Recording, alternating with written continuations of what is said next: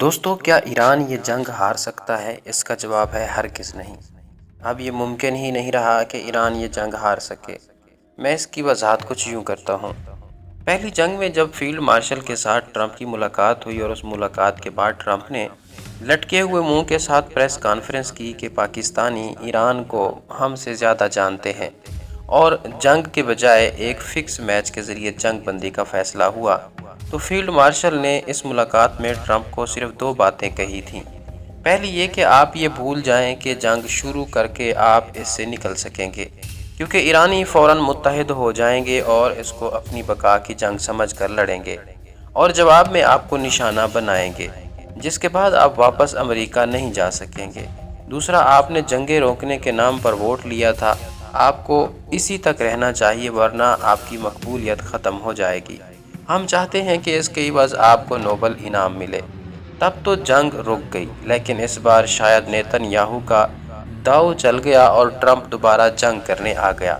لیکن آپ دیکھ لیں، اسرائیل اور ایران کے مشترکہ حملے نے ایرانی قوم میں رجیم بچانے کے بجائے یکدم ایک مشترکہ بقا کا احساس پیدا کر دیا۔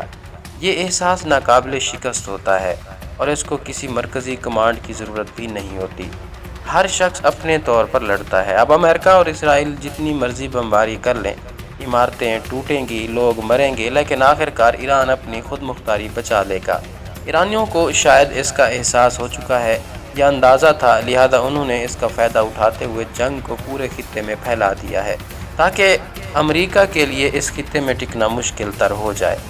جن ترقی یافتہ اور خوشحال ملکوں کو امریکہ کی وجہ سے بم اور میزائل سہنے پڑ رہے ہیں، اب وہ امریکی انخلا چاہتے ہیں۔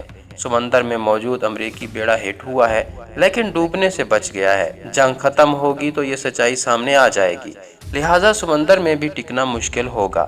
لے دے کر امریکہ کے پاس ایک بہترین ٹھکانہ بچا تھا اور وہ تھا افغانستان، جس پر ایرانی بمباریوں کا کوئی اثر نہ ہوتا اور جہاں موجود طالبان رجیم جنگ کے دوران ہی اسرائیل دوستی کو خوش آمدید کہہ رہی تھی۔ لیکن کل پاکستان نے وہاں موجود بگرام ایئر بیس پر موجود سارا امریکی اسلحہ، جنگی ساز و سامان اور انفراسٹرکچر تباہ کر دیا۔ ساتھ ساتھ اسرائیل کی حامی طالبان رجیم کو مار کر اتنا غیر فعال کر دیا ہے کہ وہ اب اس پوزیشن میں ہی نہیں رہے کہ کسی دوسرے ملک سے کوئی معاہدہ کر کے ان کو اڈے دے سکیں۔ سب سے آخر میں یہ غلط فہمی ہے کہ ایران کے پاس 3000 میزائل ہیں۔ ایرانی کرنسی جس بری طرح سے گری ہے، اس کی بڑی وجہ چین اور روس سے بہت بڑے پیمانے پر میزائلوں کی خریداری ہے۔ ایران کے پاس چھوٹے بڑے 30,000 میزائل اور ڈرون ہیں، 3000 نہیں 30,000، اور ان کو ایک سال تک چلایا جا سکتا ہے۔ لہٰذا میرے حساب سے ایران کو اس جنگ میں شکست ہو ہی نہیں سکتی۔